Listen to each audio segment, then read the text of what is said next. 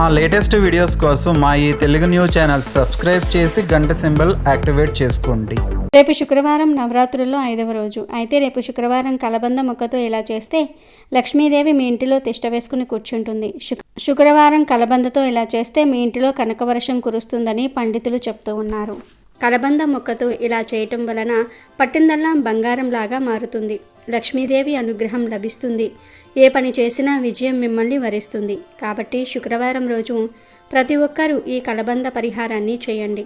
కలబంద మొక్క గురించి మనందరికీ తెలుసు. కలబంద మొక్కలో సమస్త దేవతలు కొలువై ఉంటారు. త్రిమాతలు, త్రిమూర్తులు ఇలా అందరు దేవతలు కూడా కలబందలో కొలువై ఉంటారు. 33 కోట్ల దేవతలు నివాసం ఉండే చెట్టు కలబంద చెట్టు. ఈ కలబంద మొక్కతో ఎటువంటి పరిహారాలు చేసినా 100కు 100% అద్భుతమైన ఫలితాలు వస్తాయి. ధనానికి ధనం వస్తుంది. ధన ఆకర్షణ పెరుగుతుంది. పేరు ప్రఖ్యాతలు పెరుగుతాయి. కాబట్టి శుక్రవారం రోజు అందరూ కూడా కలబంద మొక్కతో ఈ చిన్న పరిహారం చేయండి. మరి ఇంతకీ శుక్రవారం రోజు కలబంద మొక్కతో ఏం చేయాలి అనే విషయాన్ని ఇప్పుడు మనం ఈ వీడియోలో వివరంగా తెలుసుకుందాము. అంతకన్నా ముందు అష్టలక్ష్ములలో ఒకరైన విద్యాలక్ష్మీదేవి మహత్యాన్ని తెలిపే పురాణ కథను విందాం. పూర్వం కోసల రాజ్యంలో దేవదత్తుడనే బ్రాహ్మణుడు ఉండేవాడు. భగవంతుడు దేవదత్తునికి అన్ని సౌఖ్యాలు ఇచ్చినా సంతానాన్ని మాత్రం ఇవ్వకపోవటంతో అందుకోసం బ్రాహ్మణుడు అనేక ప్రయత్నాలు చేశాడు. చివరికి పెద్దల సలహాలను అనుసరించి యజ్ఞం చేయాలని సంకల్పించాడు. యాగం చేయించే నిమిత్తం గోకిలుడు అనే ఒక బ్రాహ్మణుణ్ణి ఉద్ఘాతగా అంటే మంత్ర పఠనం చేసే ఋద్వికునిగా నియమించుకొని యజ్ఞం మొదలుపెట్టాడు దేవదత్తుడు. మంత్రపాఠం చేసే సమయంలో గోకిలుడికి ఉన్న శ్వాస సంబంధమైన సమస్య వల్ల మంత్రపఠన క్రమంలో దురదృష్టవశాత్తు స్వరభంగం అవుతుంది. శాస్త్రాలు తెలిసిన దేవదత్తుడికి అది విని చాలా కోపం వస్తుంది. దాంతో అతను గోకిలుడిని గద్దించి స్వరభంగం అవుతోంది తెలియటం లేదా అని కోపంగా ప్రశ్నిస్తాడు. నిజానికి యజ్ఞ యాగాదులు చేసేవారు కోపతాపాల దగ్గరకు రాకుండా శాంతంగా ఉండాలి. అలాంటిది యజ్ఞం చేస్తూ కూడా యజ్ఞం చేయించే తనపై దేవదత్తుడు కసురుకోవటంతో గోకిలునికి బాధ కలిగింది. యజ్ఞ దీక్షలో ఉంటూ ఉద్గాతను కసురుకున్నావు కాబట్టి నీవు చేసిన పాపానికి నీకు పుట్టబోయే కొడుకు విద్యారహితుడు, మూర్ఖుడు అవుతాడు అని శపిస్తాడు.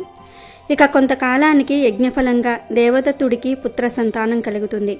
అతనికి ఉదత్యుడు అని పేరు పెట్టడం జరుగుతుంది. కానీ శాపవశాన ఆ పిల్లవాడు పరమ మూర్ఖుడుగా, తెలివి తక్కువ వాడిగా, చదువు రానివాడిగా తయారవుతాడు. దేవదత్తుడు ఎంత ప్రయత్నం చేసినా ఉపయోగం లేకపోతుంది. సాటి బ్రాహ్మణులంతా తన కుమారుడిని గురించి నానా మాటలు అంటూ ఉండటంతో విసుగు పుట్టి కొడుకును ఇంటి నుంచి తరిమివేస్తాడు దేవదత్తుడు. అపగ్రస్తుడు అయిన ఉదత్యుడు గంగా తీరంలో ఏకాకిగా తన దురవస్థకు విలపిస్తూ కాలం గడపసాగాడు. ఇంతలో ఒకరోజు నారద మహర్షి అక్కడికి వచ్చి ఉదత్యుణ్ణి చూసి జాలిపడి, నువ్వు ఒంటరిగా ఇక్కడేం చేస్తూ ఉన్నావు బాబు అని కారణం అడిగాడు.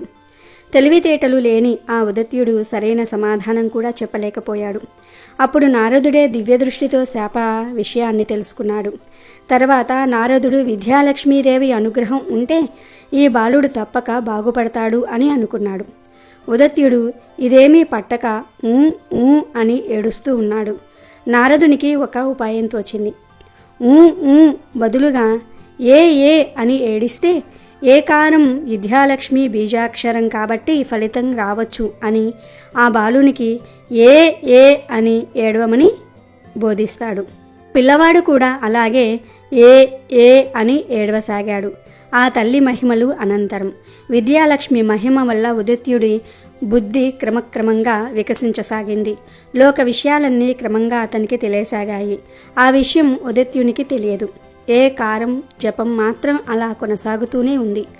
ఇది ఇలా ఉండగా ఒకనాడు ఒక చిన్న లేడిపిల్ల పరిగెత్తుకుంటూ వచ్చి ఉదత్యుని ఇంట్లో దూరి దాక్కుంది. దానిని తరుముకుంటూ ఒక బోయవాడు వచ్చాడు. ఆ బోయవాడు ఉదత్యుని చూసి, అయ్యా, నువ్వు చూస్తే పాపనయ్యలాగా ఉన్నావు. నేను వేటాడుతున్న లేడి పిల్ల ఇలా వచ్చిందా? చూశావా? నిజం చెప్పు. గత 4 రోజుల నుంచి నాకు తిండి లేదు. నాకు ఈరోజు ఈ వేట దొరకపోతే నా కుటుంబం యావత్తూ ఆకలితో మాడి చావటం ఖాయం అని అన్నాడు. అప్పుడు ఉదత్యుడు, ఇలా ఆలోచించాడు. లేడీ ఎక్కడ ఉందో నిజం చెప్పేస్తే బోయవాడు దాన్ని తక్షణం చంపేస్తాడు. ఒకవేళ చెప్పకపోతే బోయవాడు అతని కుటుంబం ఆకలితో అంతరిస్తారు. ఏం చేయాలి అని ఆలోచించాడు. అసత్య దోషం అంటకుండా ఏం చెప్పాలి అనుకుంటూ ఉండగా ఆ విద్యాలక్ష్మి పరిపూర్ణ అనుగ్రహం వల్ల అతని నోటి వెంట ఈ పలుకులు వచ్చాయి. ఓ బోయవాడా, చూడగలిగే శక్తి గల నా కళ్ళకు మాట్లాడే శక్తి లేదు. మాట్లాడే నా నోటికి చూడగల శక్తి లేదు. నేను ధ్యానంలో ఉన్నాను. నన్నెందుకు పదే పదే అడుగుతావు అని అన్నాడు. ఆ మాటలపై నుంచి దేవతలు సత్యం సత్యం అని ఆశీర్వదించారు. అప్పుడు దేవతలు ఉదత్యునికి సత్యవ్రతుడని పేరు పెట్టారు. ఇలా దేవతలు ఆకాశం నుండి పలకటం చూసిన ఆ బోయవాడు ఈయన ఎవరో మహానుభావుడనుకుని ఆకలి మర్చిపోయి సాష్టాంగ నమస్కారం చేసి పరుగు పరుగున ఊరిలోనికి పోయి అందరికీ ఈ మహానుభావుడి గురించి చెప్తాడు. అచిరకాలంలోనే అమ్మవారి దయవల్ల సత్యవ్రతుడైన ఉదత్యుడు మహావిద్వాంసునిగా ప్రఖ్యాతి చెందాడు. ఈ విధంగా తెలివి తక్కువవాడు విద్యారహితుడు అయిన ఉదత్యుడు ఏకార మంత్ర జపం ద్వారా మహావిద్యావంతుడయ్యాడు. ఉదత్యునిచే చెప్పబడిన శ్లోకాలు తర్కశాస్త్రంలో ధర్మ సూక్ష్మాలను తెలియజేసే సందర్భంలో ఉదహరిస్తారు. ఇదంతా విద్యాలక్ష్మి మహిమ. విద్యను కాంక్షించే సాధకుని హృదయాంతర్గత దైవంగా శ్రీ విద్యాలక్ష్మి ఎల్లకాలము ఉండాలని పురాణాలలో చెప్పబడింది. తమ పిల్లలకు తగిన విద్యాబుద్ధులు కావాలని తహతహలాడే మాతృమూర్తులు, ఎంత చదివినా మార్కులు రావటం లేదని బాధపడే విద్యార్థులు, అన్ని అర్హతలు ఉన్నా గుర్తింపు రావటం లేదని బాధపడే ఉద్యోగులు, తమ విద్యత్తును సమాజం సరిగ్గా ఉపయోగించుకోవటం లేదనుకునే కళాకారులు, శాస్త్రజ్ఞులు, విద్వాంసులు ఈ విద్యాలక్ష్మి మాతను అర్చిస్తే ఆ తల్లి అనుగ్రహం చేత వారి వారి మనోభిష్టాలను తీర్చుకోగలుగుతారు. ఆ తల్లిని షోడశోపచారాలతో అష్టోత్తర శతనామావళితో అర్చించినట్లయితే పరిపూర్ణ విద్యాలాభంతో పాటు భోగభాగ్యాలు కూడా తప్పకుండా సిద్ధిస్తాయి. శాస్త్రీయమైన పూజ ప్రతినిత్యం చేసుకోలేని వారు శ్రీ విద్యాలక్ష్మి బీజాక్షర మంత్ర జపం అయిన ఏ ఎలా ఏం ఏం లం అనే మంత్రాన్ని రోజుకు 123 పర్యాయములు జపిస్తే తక్షణ ఫలితాలు కలుగుతాయి. ఎంతటి గడ్డు సమస్యలకైనా వెంటనే పరిష్కారం దొరుకుతుంది. ఇక విషయంలోకి వస్తే శుక్రవారం అనేది లక్ష్మీదేవికి ఇష్టమైన రోజు. మానవ జీవితంలో ఎప్పుడూ ఏదో ఒక కష్టం వస్తూనే ఉంటుంది. ధనం విషయంలో కావచ్చు, సంతానం విషయంలో కావచ్చు, విద్య విషయంలో కావచ్చు, ఏ విషయంలో సమస్య వచ్చినా లక్ష్మీదేవి అనుగ్రహం లేదని అర్థం. అంతేకాదు నరదృష్టి తగిలినప్పుడు కూడా మనిషి జీవితంలో వివిధ రకాల సమస్యలు వస్తూ ఉంటాయి. కానీ ఏ సమస్య వచ్చినా ధనం చేతిలో ఉంటే ఆ సమస్య నుండి బయటకు రావచ్చు. ఆ ధనం కావాలన్నా కూడా లక్ష్మీదేవి అనుగ్రహం చాలా అవసరం. మరి ఆ అమ్మవారి అనుగ్రహం కలగాలంటే శుక్రవారం రోజు తప్పనిసరిగా కలబంద మొక్కతో ఈ పరిహారం చేయాలి. అసలు ఏం చేయాలి అంటే శుక్రవారం రోజు రాత్రి 6:30 దాటిన తర్వాత ఈ పరిహారం చేయండి. పగటి పూటే ఒక కలబంద మొక్క యొక్క కొమ్మని కోసి తెచ్చుకోండి. చీకటి పెట్టిన తర్వాత ఆ కలబంద మొక్కను తీసి పసుపు నీటితో కడిగేసి తర్వాత పసుపుతో ఆ కొమ్మ మీద 3 చోట్ల పసుపుతో బొట్లను పెట్టండి. ఆ తర్వాత ఒక ఎర్రటి రంగు దారాన్ని తీసుకొని ఆ దారాన్ని ఆ కొమ్మ చుట్టూ చుట్టేయండి. ఎర్రటి రంగు దారాలు దొరుకుతాయి కదా, ఆ దారాలను అయినా సరే కట్టవచ్చు, లేదా ఊల్ దారం అయినా సరే కట్టవచ్చు. ఏ దారం కట్టినా పర్లేదు, కానీ ఆ దారం ఎర్రటి రంగులో ఉండాలి.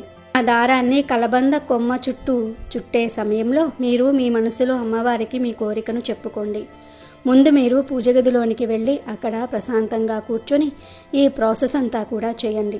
దారాన్ని కలబంద కొమ్మకు చుట్టే సమయంలో లక్ష్మీదేవిని మనసులో తలుచుకుని, అమ్మ లక్ష్మీదేవి, మాకు ఉన్న కష్టాలన్నీ కూడా తీరాలి, ధన సమస్యలు పోవాలి, ధన ఆకర్షణ కలగాలి, మేము కూడా అందరిలాగా ధనవంతుల్లాగా జీవించాలి అని వేడుకుంటూ ఈ పరిహారం చేస్తూ ఉన్నాం. ఈ దారంతో మా కష్టాలను ఈ కలబంద కొమ్మకు కట్టేస్తూ ఉన్నాం. మా కష్టాలను ఇక ఈ కలబంద కొమ్మకు కట్టేస్తూ ఉన్నాము అని మనసులో సంకల్పం చెప్పుకోండి. తర్వాత ఈ కలబంద కొమ్మకు ధూపం చూపించి ఆ కొమ్మను అలాగే లక్ష్మీదేవి పటం ముందు పెట్టి వదిలివేయండి. మళ్ళీ 24 గంటల వరకు దానిని కదపకూడదు. మళ్ళీ మరునాడు రాత్రి సమయంలో ఈ కలబంద కొమ్మను తీసి, అంటే కాళ్ళు చేతులు కడుక్కొని పూజ గదిలోనికి వెళ్ళి ఈ కలబంద మొక్కను తీసుకుని వచ్చేసి ఎక్కడైనా సరే పారే నీటిలో విసిరివేయండి. మీ కష్టాలు కూడా ఆ కలబంద కొమ్మతో కొట్టుకుపోతాయి. ఒకవేళ పారే నీరు లేకపోతే ఖాళీ స్థలంలో గొయ్యి తీసి పాతిపెట్టేయండి. ఇలా ఈ పరిహారం చేయటం పూర్తయిన తర్వాత 90 నిమిషాలలో ఖచ్చితంగా ఏదో ఒక అద్భుతం జరుగుతుంది. మాది గ్యారంటీ. మీరు మీ కష్టాల నుండి బయటపడగలుగుతారు. క్రమంగా మీరు సమస్యల నుండి బయటపడగలుగుతారు. నెమ్మదిగా అమ్మవారి దయతో ధనలాభం కలుగుతుంది. ఇల్లంతా ఆనందం అనే ఐశ్వర్యంతో నిండిపోతుంది. కనుక ప్రతి ఒక్కరూ కూడా రేపు శుక్రవారం రోజు కలబంద కొమ్మతో ఇలా చేసి అద్భుతమైన ఫలితాలను పొందండి. శుక్రవారం రోజు ఏం చేసినా చేయకపోయినా ఈ చెట్టును తాకితే చాలు లక్ష్మీదేవి అనుగ్రహం కలుగుతుంది. లక్ష్మీదేవి మీ ఇంట్లో తిష్ట వేస్తుంది. మీ ఇల్లంతా అఖండ ఐశ్వర్యంతో నిండిపోతుంది. మీకు ఉన్న దరిద్ర బాధలన్నీ కూడా పోతాయి. కష్టాలన్నీ పోతాయి. మీరు ఎప్పటి నుండో అనుభవిస్తున్న సమస్యల నుండి బయటపడగలుగుతారు. కోరిన కోరికలు నెరవేరుతాయి. తరతరాలకు తరగని ఐశ్వర్యం వస్తుంది. హిందువులు అన్ని జీవాల్లోనూ దేవుణ్ణి చూస్తారు. అందువలనే ఆవులు వంటివి పూజనీయ జంతువులయ్యాయి. అలాగే కొన్ని పర్వతాలు పుణ్యస్థలాలయ్యాయి. కొన్ని నదులు పుణ్య నదులయ్యాయి. వాటికి ఆ పవిత్రత ఏ విధంగా వచ్చిందో వివరించే కథలు కూడా ఉన్నాయి. అలాగే చెట్లల్లో కూడా దేవుణ్ణి చూస్తారు. కొన్ని చెట్లను దేవతా వృక్షాలన్నారు. నిజానికి చెట్లు భూమి మీద సౌరశక్తిని గ్రహించుకునే కేంద్రాల్లో ముఖ్యమైనవి. అవి మనకు కాయలు, పండ్లు, పువ్వులు, ఔషధాలు ఇవ్వటంతో పాటు వంట చెరుకు వంటివి ఇచ్చి మానవాళి మనుగడకు ఎంతగానో తోడ్పడుతూ ఉన్నాయి. అయితే చెట్లకు కూడా మనుషుల మాదిరి ఆనందము, బాధ వంటివి ఉంటాయని మనువు పేర్కొన్నారు. ఈ విషయం ఆధునిక విజ్ఞాన శాస్త్రరీత్యా కూడా నిరూపితమైంది. భారతీయ ఋషులు సైతం కొన్ని వృక్షాలను పవిత్రమైనవిగా పేర్కొన్నారు. మన భారత భూమిలో అనేక రకాలైన మొక్కలు, వృక్షాలు ఉన్నాయి. వాటిల్లో చాలా రకాల శక్తులు దాగి ఉన్నాయి. మొక్కలు, వృక్షాలు అనేవి మానవ జాతి కోసం ఈశ్వరుడు ఇచ్చిన వరంగా మనం చెప్పుకోవచ్చు. మొక్కలు, వృక్షాలు ఆక్సిజన్ని వదులుతాయి, శుద్ధమైన గాలిని ఇస్తాయి. మొక్కల్లో అనేక చమత్కార గుణాలు ఉన్నాయి. మొక్కల యొక్క పూలు, ఫలాలను మనం అనేక రోగాల విముక్తి కోసం కూడా వినియోగిస్తూ ఉంటాము. చాలా ఏళ్లుగా తగ్గని మొండి రోగాలను కూడా ఔషధాలు తగ్గిస్తాయి. అయితే కొన్ని మొక్కలను తాకితేనే చాలు దౌర్భాగ్యం, దరిద్రం పోతాయి అని శాస్త్రాలు చెప్తూ ఉన్నాయి. అంతేకాదు కొన్ని రకాల మొక్కల దగ్గరకు వెళ్ళి నిలబడితే చాలు మనశ్శాంతి కలుగుతుంది. ఇంకొన్ని రకాల మొక్కల దగ్గరకు వెళ్ళి గాలిని పీల్చుకుంటే ఆరోగ్యం మెరుగుపడుతుందని ఆయుర్వేద శాస్త్రాలు కూడా చెప్తూ ఉన్నాయి. కనుక మొక్కలు చాలా విశిష్టమైనవి. ప్రతి మొక్క గొప్పదే. దేని ప్రత్యేకత దానికి ఉంటుంది. ఏ మొక్కను కూడా పనికిరాదు అని చెప్పడానికి లేదు. మనం పిచ్చి మొక్కలుగా చూసే మొక్కలలోనే ఆయుర్వేదంలో ఎన్నో రకాల మందులు చేస్తారు. ఒక్కో రకమైన మొక్కకు ఒక్కో రకమైన విశిష్టత ఉంటుంది. ఇదే లక్ష్మీదేవికి ఎంతో ఇష్టమైన శుక్రవారం రోజు ఏం చేసినా చేయకపోయినా ఈ మొక్కను తాకితే చాలు కష్టాలు, బాధలు పోతాయి. లక్ష్మీదేవి అనుగ్రహంతో తరతరాలకు తరగని సంపదలు వస్తాయని పండితులు చెప్తున్నారు. మరి ఆ మొక్క ఏమిటో ఇప్పుడు మనం ఈ వీడియోలో వివరంగా తెలుసుకుందాం. ఆ వీడియోలోకి వస్తే శుక్రవారం రోజు మీకు ఏ సమయంలో ఈ చెట్టు కనిపించినా సరే జస్ట్ ముట్టుకుంటే చాలు మీ కష్టాలు పోయి అష్టైశ్వర్యాలు వస్తాయని శాస్త్రాలు చెప్తున్నాయి. మరి ఆ చెట్టు ఏమిటి అంటే మందార చెట్టు. శుక్రవారం రోజు మీకు ఏ రంగు మందార పువ్వుల చెట్టు కనిపించినా వెంటనే ఆ మందార చెట్టుకు నమస్కారం చేసుకుని మందార చెట్టును 3 సార్లు తాకండి. శుక్రవారం రోజు మందార చెట్టును ఎంత ఎక్కువ సార్లు తాకితే అంత ఎక్కువ ధనం వస్తుంది. కుదిరితే మందార చెట్టుకు కొన్ని నీళ్లు పోయండి. ఆ నీటిలో ఆవు పాలు కలిపి పోయండి. మందార చెట్టు మీద శుక్రవారం రోజు లక్ష్మీదేవి ఉంటుంది కనుక శుక్రవారం రోజు మీకు మందార చెట్టు కనిపించినా లేదా మీ ఇంటికి దగ్గరలో మందార చెట్టు ఉన్నా ఆ చెట్టు దగ్గరకు వెళ్ళి ముందు చెంబుతో నీళ్లు సమర్పించండి. ఆ తర్వాత మీకు ఏమైనా కష్టాలు ఉంటే ఆ కష్టాలు తీరిపోవాలని సంకల్పం చెప్పుకోండి. లేదా తీరని కోరికలు ఉంటే ఆ కోరికలు తీరాలని సంకల్పం చెప్పుకోండి.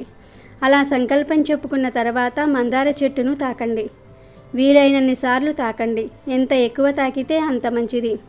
ఆడవారైతే ఒక మందార పువ్వును తీసి జడలో పెట్టుకుంటే లక్ష్మీ అనుగ్రహం కలుగుతుంది. ఇక ఆ తర్వాత కాసేపు మందార చెట్టు దగ్గర కూర్చోండి. 5 నిమిషాల తర్వాత ఇంటికి వెళ్ళిపోండి. శుక్రవారం రోజు ఇలా చేస్తే లక్ష్మీ అనుగ్రహం కలుగుతుంది. మీకు ఉన్న కష్టాలన్నీ కూడా తీరిపోతాయి. దరిద్రం మొత్తం పోతుంది. మీరు కోరుకున్న కోరికలు నెరవేరుతాయి. మందార పువ్వు పూజకు అందానికి మాత్రమే కాకుండా అనేక రకాల దోషాలను తొలగించుకోవడానికి కూడా ఉపయోగపడుతుంది. మందార చెట్టును ఇంటి లోపల లేదా ఆవరణలో ఉంచటం వల్ల చాలా ప్రయోజనాలు ఉన్నాయి. ప్రధానంగా మనకు తెలియని వాస్తు దోషం ఏదైనా ఉంటే దాన్ని మందార చెట్టు నివారిస్తుందని పండితులు అంటున్నారు. మందార పువ్వులు ప్రకృతిని అందంగా తీర్చిదిద్ది మనసుకు ఊరటనిస్తాయి. ఈ పువ్వులు దేవుడి పూజకు ఉపయోగపడతాయి. అంతేకాదు అనేక సమస్యల నుండి విముక్తి పొందటంలో కూడా ప్రభావవంతంగా పనిచేస్తాయి. దేవుడి పూజలనే కాకుండా వాస్తుశాస్త్రంలో కూడా మందార చెట్టుకు ముఖ్యమైన స్థానం ఉంది. ఆర్థిక పరిస్థితి మెరుగుపడాలంటే ఆర్థిక సమస్యల నుంచి బయటపడేందుకు హనుమంతుడికి, లక్ష్మీదేవికి ఎర్ర మందార పువ్వును సమర్పించాలని శాస్త్రాలు చెప్తూ ఉన్నాయి. అలాగే మందార పువ్వులు సానుకూల శక్తిని ఇస్తాయి. ఇంటికి తూర్పు దిక్కున మందార చెట్టును నాటడం వల్ల ఇంట్లో ఉన్న నెగిటివ్ ఎనర్జీ తొలగి పాజిటివ్ ఎనర్జీ వస్తుంది. సూర్య బలం కూడా పెరుగుతుంది, గ్రహదోషాలు పోతాయి. కాబట్టి ప్రతి ఒక్కరూ కూడా శుక్రవారం రోజు మందార చెట్టును ఎంత ఎక్కువగా వీలైతే అంత ఎక్కువగా తాకండి. లక్ష్మీదేవి అనుగ్రహాన్ని పొంది సంతోషంగా జీవించండి. వీడియో నచ్చితే లైక్ చేయండి, షేర్ చేయండి, బట్ సబ్స్క్రైబ్ చేసుకోవడం మర్చిపోవద్దు.